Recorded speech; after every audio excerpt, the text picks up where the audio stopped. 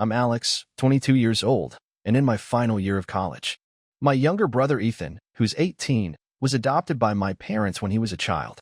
They rescued him from a troubled home situation, which is why they've always been extra protective of him. I won't sugarcoat it. Ethan has always been their favorite. Growing up with a golden child brother wasn't easy. My parents would prepare Ethan's meals, schedule his appointments, and generally baby him well into his teens. When I was his age, I was already fending for myself. They bought him a new laptop for college, while I had to save for mine. They co-signed his apartment lease while I was stuck in the dorms with a roommate who stole my stuff. Just little things that added up over time. Before we continue with today's story, if you're enjoying what you've heard so far, please hit that subscribe button. Every new subscriber helps me keep sharing these inspiring tales that touch your day. Thank you for your support. I met Sophie at university nearly 3 years ago. She's 21, incredibly kind, funny, smart, and beautiful. We clicked instantly and have been close ever since. We've talked about moving in together after graduation, and she's even mentioned marriage someday, though we both know we're too young right now. I really thought she was the one. We even have this silly inside joke where when one of us asks, "What are you thinking for dinner?" the other has to reply, "I was thinking maybe you," and then we both laugh. It's ridiculous, but it's our thing. When Ethan got accepted to my university, I was surprised. He had scholarships to 3 top-tier schools but chose mine because our parents insisted it would be safer and easier to visit. They never once asked how I felt about it. They just assumed I'd be thrilled to spend time with my brother, even though we hardly hung out at home. Since our parents asked me to help Ethan with class selection, I noticed his major overlapped with Sophie's. I registered him for some of her classes, partly because I didn't know what else to base it on, and partly because I thought it would be convenient. I could visit them after class, show Ethan around campus, or give him rides while still seeing Sophie. I never imagined what could go wrong. The first day I went to meet them after class, I introduced them at this sandwich shop on campus. They hit it off immediately. Sophie laughed at his jokes, quizzed him on class material, and seemed impressed by how smart he was. At the time, I wasn't worried. Sophie was still clearly more affectionate with me, and she's naturally friendly with everyone. It's one of the things I love about her. But as time passed, their friendship became harder to bear. Ethan has always had this flirtatious way of interacting with people, though he seems oblivious to it. For example, he once told a female friend she was so beautiful that if he saw her photo in a store-bought frame, he would buy the entire shelf, yet he was surprised when she asked him out later. He does this with everyone, including guys, and now with Sophie. It drives me crazy because nobody else finds his behavior as alarming as I do. The first incident that caught my attention was during a dinner with my visiting parents. Sophie mentioned how good her food was, and Ethan asked if he could try some. Instead of taking food from her plate like a normal person, he gently tugged her sleeve, put her spoon into his mouth, and thanked her. She just giggled. My parents thought it was cute, but to me, it felt uncomfortably intimate, my girlfriend feeding my brother with her spoon. From there, I started noticing more little things. At a bar, where my friend got Ethan in despite him being underage, Sophie asked him to take a photo of us, but after taking one, he took another of just him and Sophie without asking me. He had his arm around her waist. She posted that picture on social media with the caption "Science Buddies" and a heart emoji. She hadn't posted anything of just the two of us. When Sophie dressed up, Ethan would notice and compliment her. He joked that if biology didn't work out for her, she could always become a model. I'd heard him say similar things to many girls, so I told Sophie it didn't mean anything. Strangely, she seemed disappointed by that. Ethan began inviting us to hang out, and even if I couldn't make it, he'd ask Sophie to join him alone. Who asks their brother's girlfriend to hang out one-on-one? Once, he texted her when he was near her apartment to see if she wanted lunch. She agreed, despite our plans to watch a movie later. She showed up late to our date because their lunch ran long, but she came back with a small gift he had bought her and seemed really happy about it. Sophie never discouraged him. Initially, she'd laugh it off, but it became clear she was enjoying the attention. She started talking about him constantly, funny things he did in class, and asked questions about his childhood. When the winter quarter began, they had more classes together, and for the first time, Sophie didn't invite me to sit in on any of her classes. I used to join at least one class weekly just to spend time with her, despite being an economics major, but she didn't mention it this time.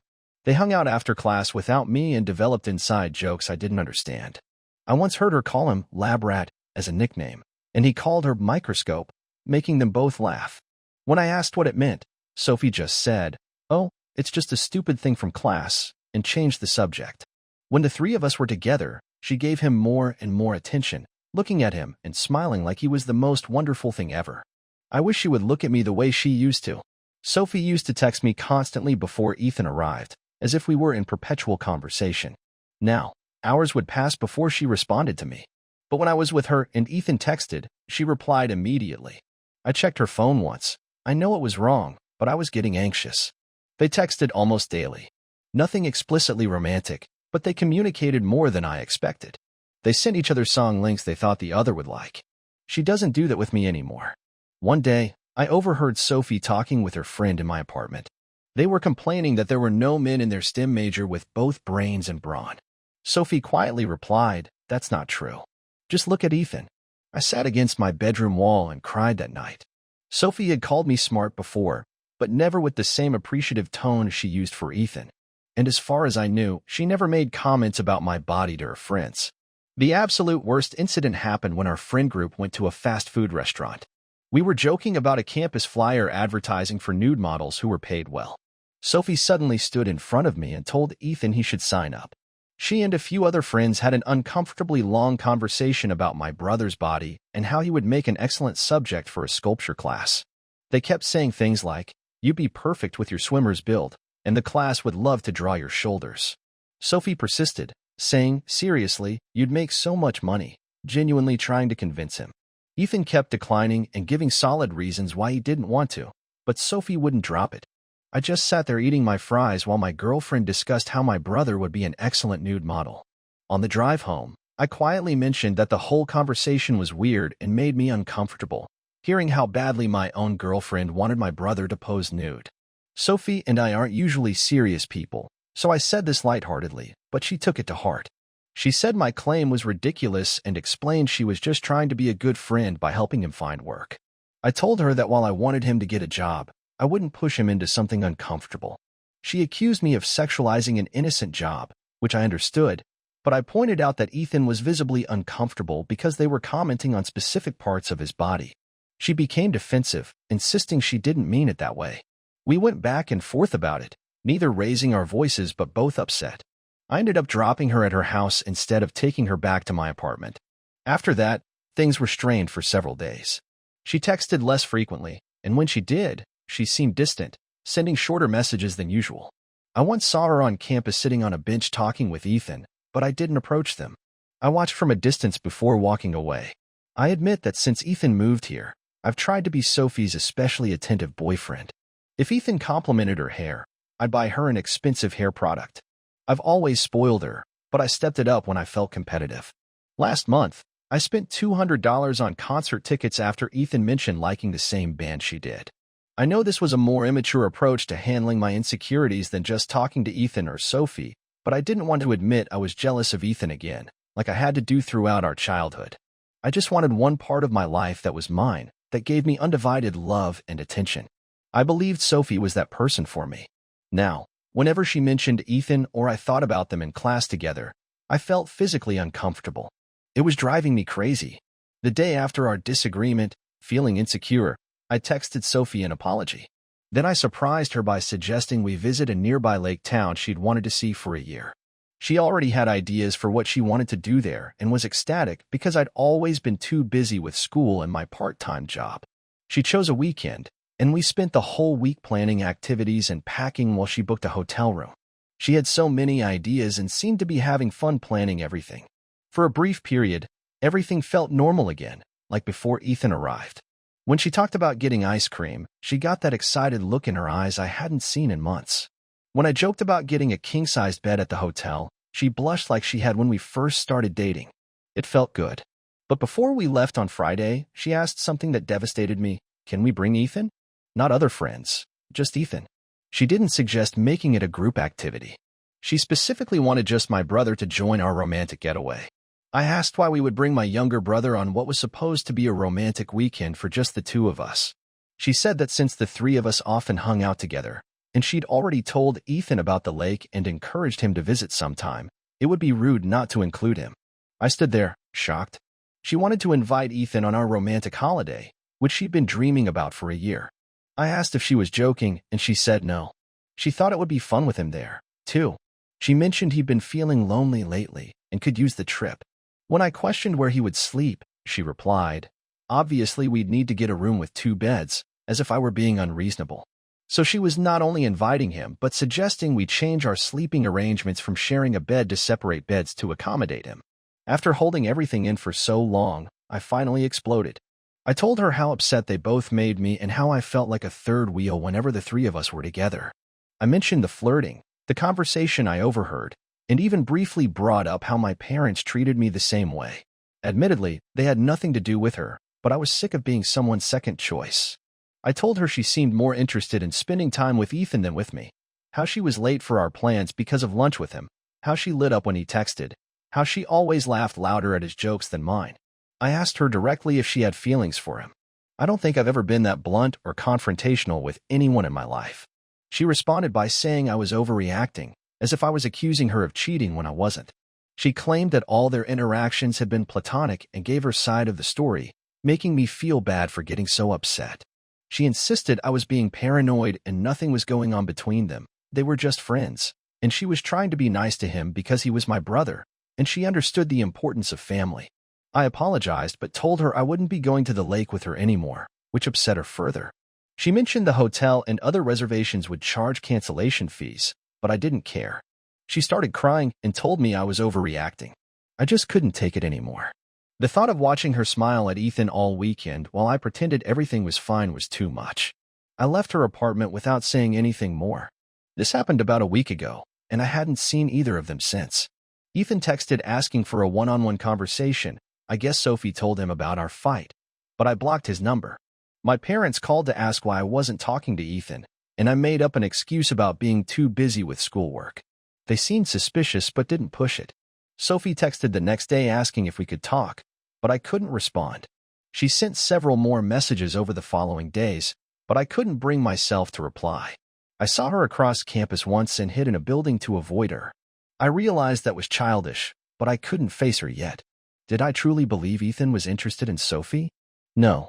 He's been sheltered by my parents and probably doesn't know any better.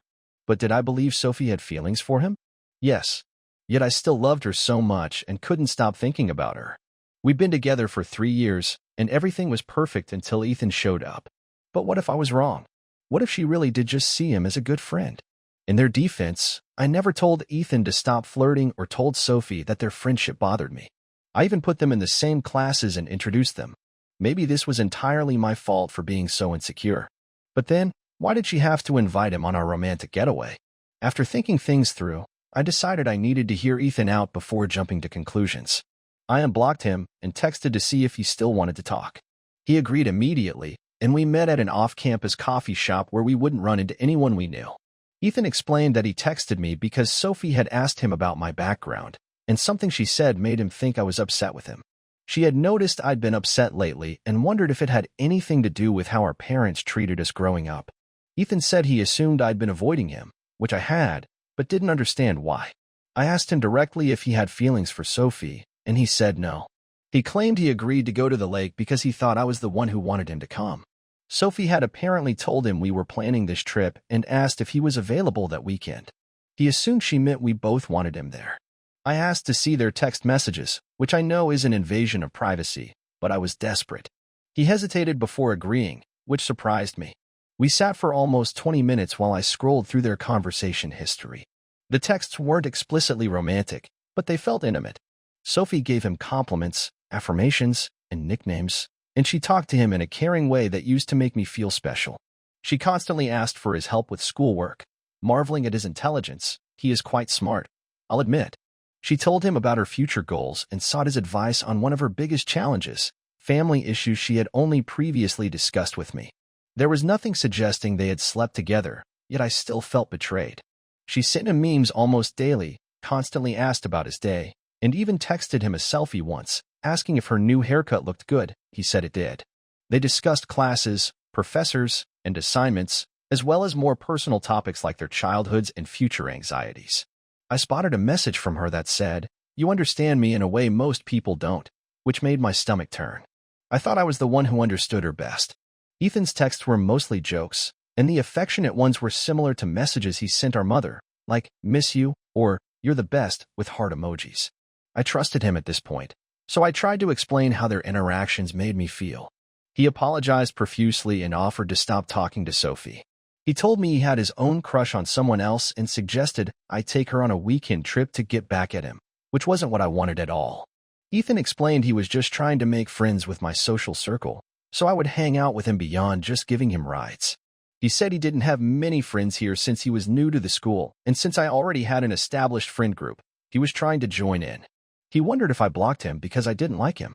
It was difficult to explain that while I didn't like him sometimes, that didn't mean I didn't love him. I tried to justify my resentment by pointing out our parents' favoritism, and Ethan joked, "You're right. They do seem to like me more. Maybe you're the adopted one." He's never taken it seriously. We both laughed. When I asked Ethan to describe Sophie's interactions with him, he revealed that Sophie and her friend often commented on his appearance, knew he went to the gym regularly, and visited him there a few times. Sophie regularly gave him rides and suggested he drink at her apartment, which he had never done before. He didn't tell me sooner because he wasn't sure if the behaviors were appropriate or not, and he assumed Sophie just wanted to be his friend. He mentioned they were studying together in the library once, and she rested her head on his shoulder when she got tired. When they met at the mall, she helped him pick out clothes. He said she was always touching his arm while they talked, and once fixed his collar before a presentation, little things that don't necessarily cross a line but together paint an unflattering picture. I gave him a crash course on relationship boundaries and why neither of their actions was acceptable, and I encouraged him to tone down his flirting with everyone. Ethan said he just tries to treat women the same way he treats men, but promised to try to change his behavior. He seemed genuinely apologetic and vowed to be more careful in the future, especially with my friends and girlfriends. After talking with Ethan, I decided I needed to hear Sophie's perspective as well. We texted back and forth before agreeing to meet. We had several conversations that I'll condense into one. When we finally met in person at a park near her apartment, she looked like she hadn't slept well, which made me feel both bad and validated at the same time. She said that during our argument about the lake trip, my anger seemed to come out of nowhere, and she was scared because I appeared to be accusing her of cheating. She admitted she had no idea I was feeling this way and wished I had mentioned it sooner. She apologized for being close to Ethan, but reminded me that I'd never told her about my history with him. She said she thought I would be happy that they got along so well. I apologized for not communicating better. When I mentioned the texts that bothered me, Sophie opened their messages so I could point them out, but I couldn't articulate exactly why they bothered me. When I asked why she invited Ethan on our vacation, she explained that she mentioned we had plans to go, and Ethan seemed excited. She said she was just being nice by including him. However, she showed me texts where Ethan asked if he could come, not the other way around, as he had claimed. She denied ever visiting him at the gym or commenting on his appearance beyond the usual compliments you'd give a friend. She acknowledged they had become close, but insisted it was purely platonic and that she saw him as a younger brother figure. She said she had been making an effort with him because she understood how important family was to me, even if I had complained about him occasionally. Sophie offered to cut contact with Ethan if it bothered me, but I told her we needed a break because, whether Ethan's interest was genuine or not, I believed hers was. She started crying when I said break and asked if I meant breaking up. I said I didn't know yet, but I wanted time to think. She was very emotional, but eventually realized it was my issue, not something she did wrong. She thanked me for being honest and respected my desire to work on my insecurities. There was a lot of back and forth between them that I haven't included, and by this point, I was exhausted. Their stories didn't match, and I wasn't sure who to believe. Part of me wanted to trust Sophie because I loved her, but another part felt I had seen the signs firsthand. When I confronted Ethan about the discrepancies in their accounts, he seemed nervous. He stood by his story, but admitted Sophie may have skipped class to meet him at the gym. He confirmed he went to her apartment to drink, but when explaining what happened, his words became jumbled, and his story changed. First, he said it was just him, Sophie, and a few others. Then he claimed there were maybe 10 people there. Then he said it was probably closer to 5 or 6. He couldn't keep the details straight. Ethan is a terrible liar, so I suspected he was hiding something and demanded to know if he slept with Sophie. He became very upset and denied it, though his face turned bright red. He said his memory was foggy because the others gave him too much beer, and he was so drunk that he threw up in the bathroom. He only remembered bits of the night. They played a drinking game, and someone, he assumed Sophie, helped him to the bathroom when he got sick. He said Sophie offered to let him crash on her couch, but he insisted on going home, so someone drove him. I didn't quite believe him. I know what he's like when he lies, and he definitely seemed to be hiding something. I asked Sophie about that night, and she said she didn't see him get sick, which makes sense since she's very responsible with alcohol and wouldn't let someone she cares about overdo it. She said he had maybe 3 drinks total and seemed fine when he left, definitely not blackout drunk as he claimed. I'm not sure why they'd even tell me about this gathering in the first place, but I began to suspect they slept together while intoxicated and now couldn't get their story straight. Ethan significantly toned down his affectionate, flirty behavior with several of his friends over the next few days, which seemed like an attempt to show me he could follow my advice. I saw him talking to a friend and noticed he kept a respectful distance, not touching them once. But I have a feeling he wouldn't listen to me this much if he weren't feeling guilty, which almost makes me believe he did sleep with Sophie. I said some harsh things to him when we were alone, which I now regret because I was probably overthinking. It would be extremely out of character for both of them to have an affair. Sophie was always loyal before this drama, and Ethan has never shown much interest in dating. Part of me wants to have Ethan send Sophie a fake, "Want to go out?" text to see if she's lying about her feelings for him. But if she says yes, I'll feel terrible. And even if she says no, I'm not sure if she's being honest or just saying that because she knows he's not interested. I'm tired of feeling suspicious. Sophie's absence has been strange for me. I haven't been sleeping well. I keep checking my phone for a text from her, only to remember we're on a break, which makes me feel awful all over again. I considered contacting others who were at the drinking party to hear their versions of events, but I also want to focus on moving forward. I plan to seek counseling, as many have suggested. It's been a terrible few weeks since everything happened. My parents called yesterday asking why Ethan seemed so down, and I had to lie and say I had no idea. I don't know who to believe anymore, or if I'm just making it all up in my head because of my issues with Ethan. For now, I'm just trying to get through each day, hoping for clarity and healing, wondering if I'll ever trust either of them again.